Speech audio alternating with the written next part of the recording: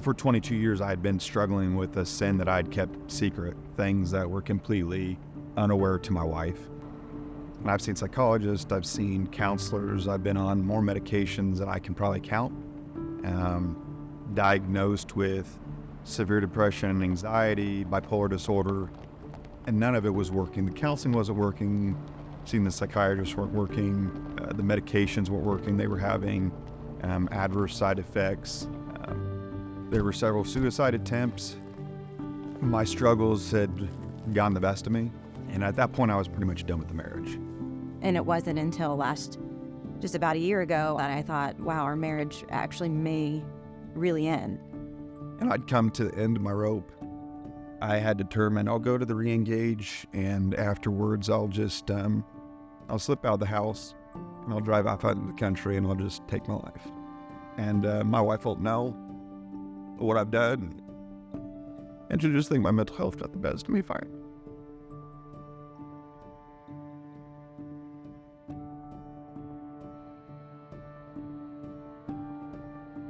My name's Christine Galbraith. And I'm Brandon Galbraith. We've been together 14 years, married 12. We have 6 kids, all ranging from 20 down to 9 years old. Our marriage kind of had been rocky for years, but it got to a point where we were crumbling. And to be honest, it was kind of just one day that Brandon, we were standing in the kitchen, and he just kind of out of nowhere said, hey, I had an emotional affair a few years ago. I just think you need to know. That crushed me to hear he had talked, and was open with another woman and felt anything towards another woman. But at the same time, I think, again, I'm not sure where this came from, because this is not my typical personality. It was that I'm not giving up. We're going to save this and get through it. I went and I looked up the number for re-engaged, and I called that day. So our first re-engage meeting was Sunday, January 8th. It was great. I rated our marriage a 7. I thought we were doing great. We came home, and I don't know what sparked it. We were getting out of the car, and I said, can you tell me a little more about the emotional affair? And he said, tomorrow I want to sit down with you and talk. So that's what we did. It's around 12, 13 years old. I'd been exposed to pornography, and so over the next 22 years, that addiction that you asked me so tightly, it got to the point where it wasn't enough. It started out as an emotional affair, then turned into a physical affair. Didn't happen a few years ago. It was currently going on. I wasn't really sure what to do, but when you lived with something for 22 years and you've kept it a secret, and you wanted to let go, it had never happened. Like I wasn't able to let go of it on my own. And what Brandon has said before, that was the most freeing day of his life. He has never felt more free and honest. And for me, that was the most crushing day of my life. It was the absolute worst day. Looking back, and I see where God had orchestrated. He knew that the hardships we were going to face, and he orchestrated the right people at the right time. The leaders of our re-engage were there with us through everything and prayed with us, and encouraged us to keep going, where I was like, no, why am I going to keep going to re-engage now? But we showed up that next Sunday because of the people that were brought into our lives because of re-engage. Well, we went back to re-engage with our re-engage leaders, knowing what was going on. They had walked beside us. And walking back in that room and being with those people, something changed. And it went from, we're just going to go there and smile, our marriage is great, and we're going to take some tools and walk away. It completely transformed us. We walked in broken, with nothing, knowing that God can fill that. And we realized everyone's story is different, but the feelings you go through are the same. I do credit the people and the love and the program to why we are still able to sit here today, because without it, we would have just crumbled. But it allowed us to build it back up with the support of people, with understanding and guidance and just the love.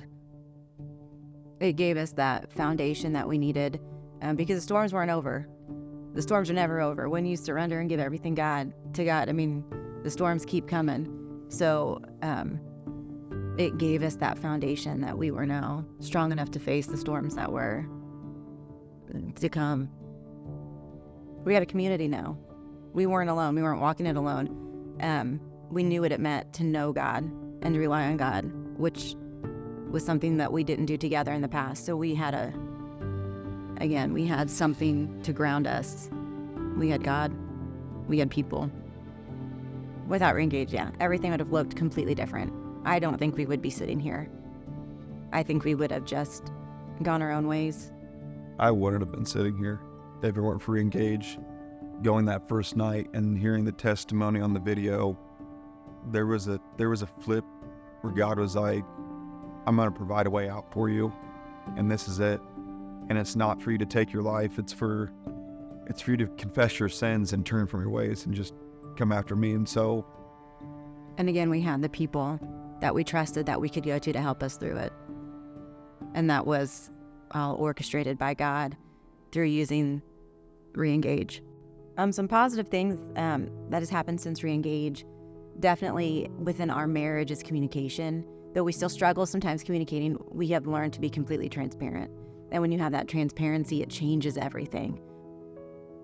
I mean, Reengage also allowed us to see that we needed to make each other a priority, that God above all, and then each other. And that's something we had not done in 12 years of marriage. Yeah. What I would say to someone wanting on the fence, I'm whether or not to go to Reengage, is something a brother of mine has told me time after time when I feel like I'm on the fence and it's just 1, 2, 3, go. Just buckle up and go. Just do it. So if you want to make a change and you really want the best marriage that you can have, be prepared to get uncomfortable and deal with the things that need to be dealt with. And it's beautiful.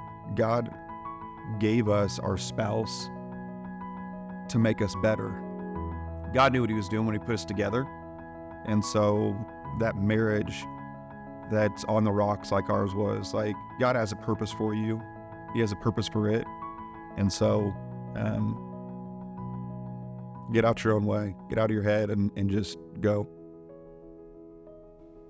Listen, sometimes it just seems like the easier path would just be to give up and to quit. But man, the healing that can happen and the joy that can come out on the other side far surpasses that easy way out.